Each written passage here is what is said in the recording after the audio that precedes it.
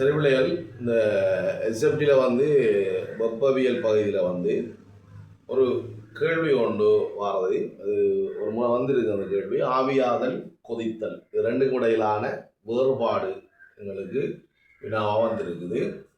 பாருங்க பிள்ளைகள், ஆவியாதல்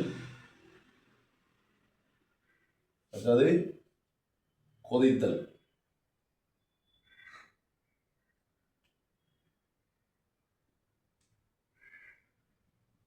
இப்போ ஆவியாதல் வந்து எங்கள் உடம்புல இருந்து ஆவியாதல் நடைபெற்று கொண்டு இருக்குது. ஆனால் கண்ணுக்கு புலப்படாத ஒரு செயற்பாடாக இருக்குது. இப்போ அதுவே ஒரு வேறுபாடு தான்.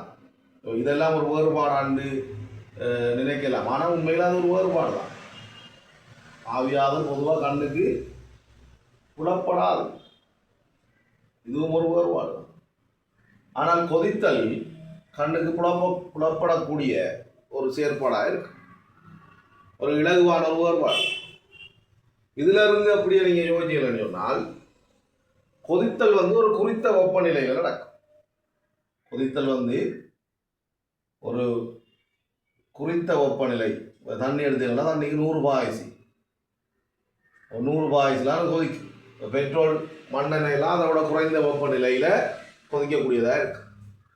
சரியா? அவைகள் குறித்த வெப்பநிலையில் கொதித்தல் நடக்கும். அப்போ இங்கே வந்து அப்படி இல்லை, என்ன ஒரு குறித்த வெப்பநிலையில் நடக்காது. 37 பாய்ச்சி மனித உடல் வெப்பநிலை, அந்த நேரத்துலேயும் உடலிருந்து வெப்பநிலை ஆவியாகி கொண்ட வெப்பநிலையால் வியர்வையெல்லாம் ஆவியாகி கொண்டுதான் இருக்குது. சரியா?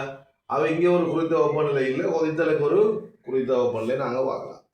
அடுத்தது பாருங்க, ஆவியாதல் வந்து வளிமண்டல ஈரப்பதனில் தங்கி இருக்குது, தங்கி உள்ளது. சுருக்கமானுகிறார், நீங்க விரிவாடியே சொல்லுங்க. வளிமண்டல ஈரப்பதனில் தங்கி இருக்கக்கூடிய ஒரு காரணம் தான் ஆவியாதல். ஏண்டா வளிமண்டல ஈரப்பதன் அதிகரிச்சோடனே சூழல்ற வெப்பநிலை குறைந்து ஒரு குளிர்ச்சியான சூழல் உருவாகும். அப்போ ஆவியாகிற செயற்பாடு அங்கே வந்து குறைஞ்சிடும். சரியா? ஆனால் கொதித்தல் வந்து அவ்வாறு இல்லை. கொதித்தல் வந்து அவ்வாறு நடக்காது. இப்போ ஒரு குளிரான பிரதேசத்துக்கு போனாலும் தண்ணிக்கு 100 பாய்ச்சி கிடைச்சா தான் கொதிக்கும். குளிரான பிரதேசம் ஒன்று போட்டு நாங்கள் 100 பாய்ச்சி போல 200 பாய்ச்சி கொடுத்தா தான் கொதிக்க மாட்டேலாம், நீ அது இல்லை. அவை கொதித்தல் வந்து வளிமண்டல ஈரப்பதனில் தங்கி இல்லை, ஆவியாதல் தங்கி உள்ளது.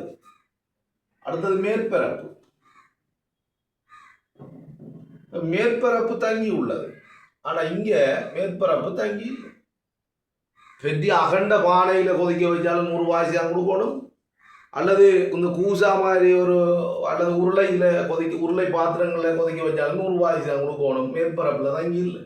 ஆனால் ஆவியாதல் மேற்பரப்பில் தங்கி உள்ளது. அந்த தட்டு பகுதியில் நாங்கள் சூடான உணவு தண்ணிகளை நாங்கள் தட்டு பகுதியில் நிரப்பி ஆவியாக்கின விட டக்குன்னு குளிரும். அப்போ மேற்பரப்பில் தங்கி இருக்கு. ஏன் உங்களுக்கு தெரிஞ்சு சில வீடுகளில் வந்து நாங்கள் தேநீர் சுட சுட கொடுக்குற நேரம் அவங்க என்ன செய்கிறாங்க, அந்த கப்புக்கு கீழே இருக்கிற அந்த டீஸில் கொட்டி ஆற வச்சு குடிப்பாங்க. ஏன்னா அது மேற்பரப்பில் வந்து தங்கி இருக்குது. மேற்பரப்பு அதிகரிச்சோடனே ஆவியாதல் வீதம் கூடிடும். சரியா? இப்போ நம்ம இதையும் யோசிக்கலாம். உடுப்பை நல்லா உதறி விரிச்சு போட்டால் தான் டக்குன்னு காயுது. இப்போ சுருங்கி இருக்க கூட ஈரத்தன்மையோடு இருக்கு. இப்போ மேற்பரப்பில் தங்கி இருக்கிறது ஆவியாதல். அப்படியே யோசிக்க வேண்டாம், காற்றின் வேகத்தில் தங்கி இருக்குது. காற்றின் வேகத்தில் தங்கி இருக்குது. காற்றின் வேகம் அதிகரிக்க ஆவியாதல் வீதமும் அதிகரிக்கும். காற்றின் வேகத்தில் தங்கி உள்ளது ஆவியாதல். ஆனால் கொதித்தலுக்கு காற்றின் வேகத்தில் தங்கி இல்லை. பாருங்க, மேற்பரப்பில் தங்கி இருக்காது, வளிமண்டல ஈரப்பதன்லையும் தங்கி இருக்காது. சரியா? அவை ஆவியாதலுக்கும் கொதித்தலுக்கும் உள்ள வித்தியாசத்தை நீங்கள் எழுதி இதை இலகுவான பெருசாக மனப்பாடம் செய்ய தேவையில்லை. ஒரு தடவை விளங்கினாலே திருப்பி உங்களுக்கு ஞாபகம் வரக்கூடியதாக இருக்கும். நன்றி.